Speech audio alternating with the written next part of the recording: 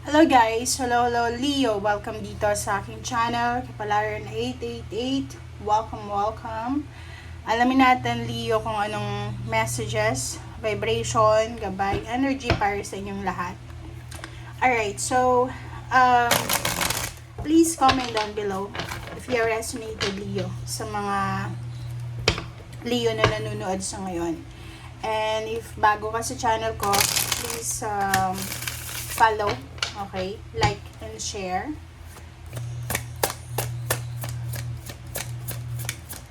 Let's check.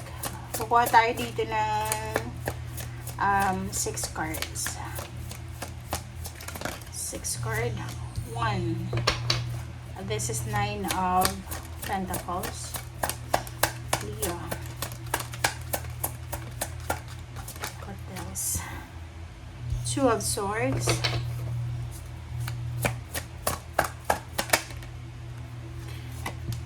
Next is 3 of Pentacles.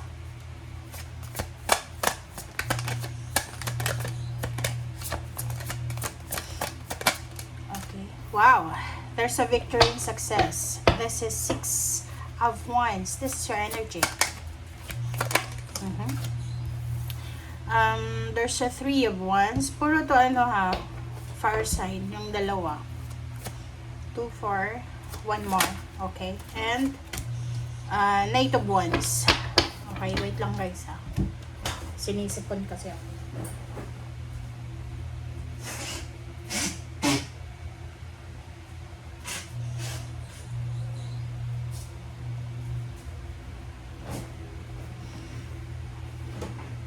Okay, so Leo. Kung makikita mo dito, you have 6 cards. Napakaganda ng barahan mo, Leo. Okay.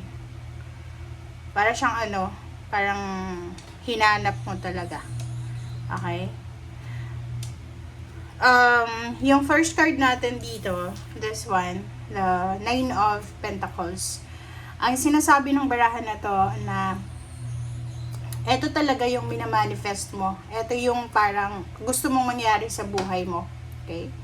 But nakikita ko sa'yo dito na sa panahon ngayon sa kasalukuyan, nasa 2 of Swords ka eh. Kasi parang meron ditong Leo na ilang beses nyong pinag-isipan to eh. Like, minamanifest nyo siya for several years. Na like magnegosyo, ma-promote sa trabaho, magpatayo ng bahay, or whatever man siya na minamanifest mo. But for the moment, or sa current na situation mo, nasa 2 of Swords ka. Parang nakikita ko sa'yo na medyo lay low ka ngayon, Leo. Parang sinasabi mo na, okay, kailangan ko munang mag-save ng pera bago ako magpagawa ng bahay. Kumbaga, nasa 2 of Swords ka ngayon, okay? Regarding sa money, regarding sa mga pangarap mo sa buhay, the wish fulfillment, okay? Yung 3 of Pentacles dito, sinasabi ng baraha sa'yo na ito ay para doon sa mga nagnenegosyo or gusto mong magnegosyo. Kung nagnenegosyo ka na, sinasabi ng baraha sa'yo na, halimbawa kung negosyante ka na ha, tapos may naisip kang bagong inegosyo kasi business minded ka eh.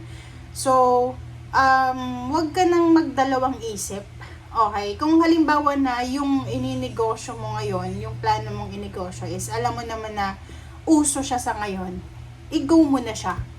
Okay, kasi dito sa negosyo na yan, sa partnership and collaboration na yan, yan yung sinasabing magdadala sa'yo ng victory and success. Diba? Kasi kung negosyante ka, alam mo naman na risky yung negosyo, diba? Ang negosyo kasi, hindi yan para sa mga tao na mainipin. Kasi ang negosyo, yung result niyan, hindi madalian. So, kailangan mo maghintay, kailangan mo mag-invest ng energy, ng time, ng sarili mo. So, dito sa barahang to, sinasabi na kung negosyante ka, go for the gold. Okay? Gawin mo yan.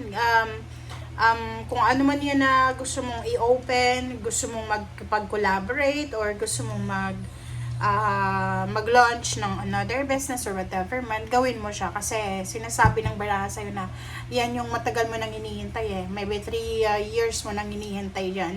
So, possible na dumating na siya ngayon. Okay? Or possible talaga na para sa'yo yan. Okay? So, yun, para sa mga Leo to. Okay. Wait lang guys again.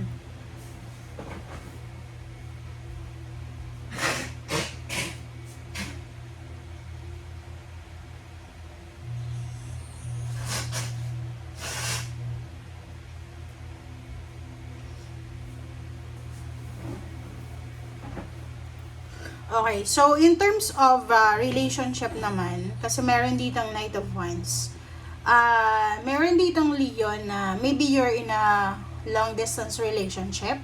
Like, halimbawa, yung karelasyon mo nasa ibang bansa or ikaw yung nasa ibang bansa. Okay? Sinasabi ng baraha na yung pinakahihintay mo, okay, na relationship, na pagpapakasal, na engagement, ay posibleng dumating na. Okay? So, nakikita ko siya dito, there's a victory coming, pero hindi pa siya visible ngayon, na ngayon mismo. Okay? Parang sinasabi ng barahan na kailangan nating maghintay.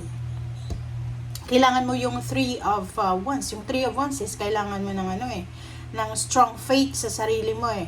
Strong faith sa sarili mo.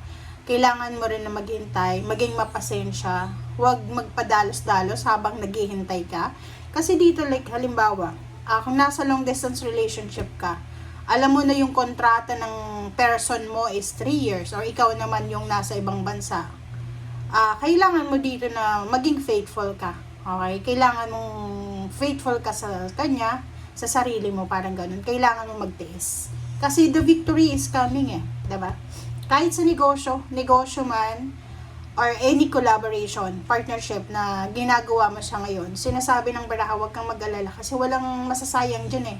Walang masasayang kasi magiging maayos, magiging maganda ang kakahinatnan ng yan. Okay? So, yun ang nakikita natin. But we need to clarify also. Okay.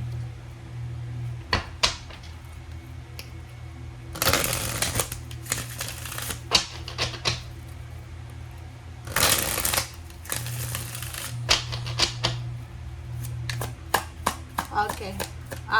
What's the 9 of Pentacles? Ano bang 9 of Pentacles? So, saan ba yan galing? Is your wish or pwedeng offer? Parang ganun.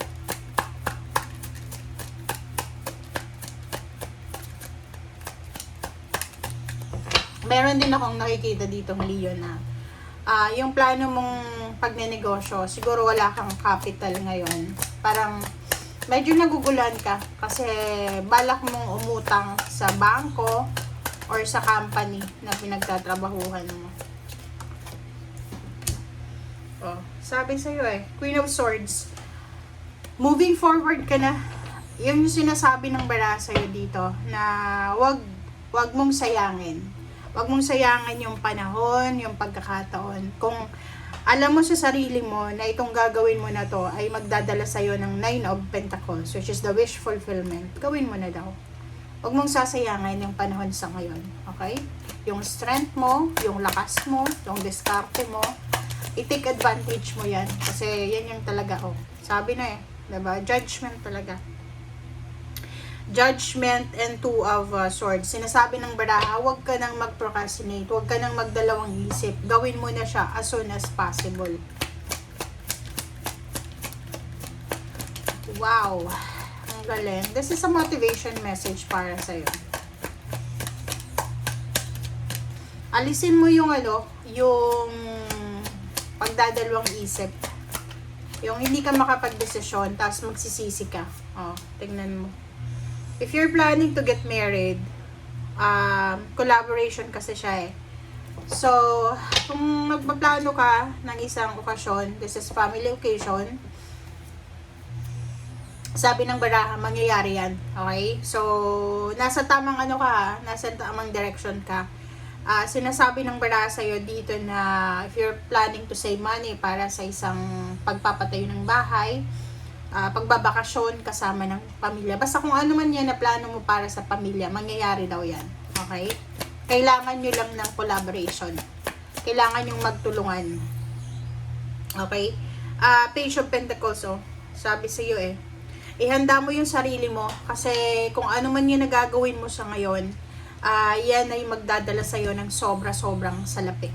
Okay? So, walang masasayang sa kung ano man na sacrifices mo, Leo. And, Three of Wands, this is your energy. Yung patience mo, may result ba yan?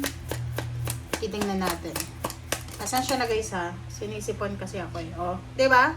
Sabi sa iyo Tingnan mo. Oh. Nakikita mo ba? I-give up mo ba yung hinihintay mo? Hindi, 'di ba? Sabi ng bara sa iyo dito, wag mong i-give up. Wag mong i-give up kung ano man 'yan na hinihintay mo. Wag mong aalisin yung motivation na nararamdaman mo, yung patience. Wag na wag, okay? Last message tayo sa Knight of Wands. Kailangan mong maging excited.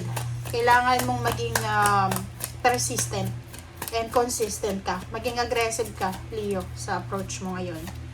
Same. Diba? Ay, kita nyo, sinasabi ng bara sa'yo, wag na wag yung aalisin, Leo, yung lakas loob, confidence nyo sa sarili nyo. Kasi yan yung magdadala sa inyo dito sa Six of Wands Diba? So, be consistent tayo. Okay, maging consistent ka sa excitement mo. Like, everyday dapat excited ka sa mga plano mo, sa mga ginagawa mo. Okay? Thank you guys. Bye!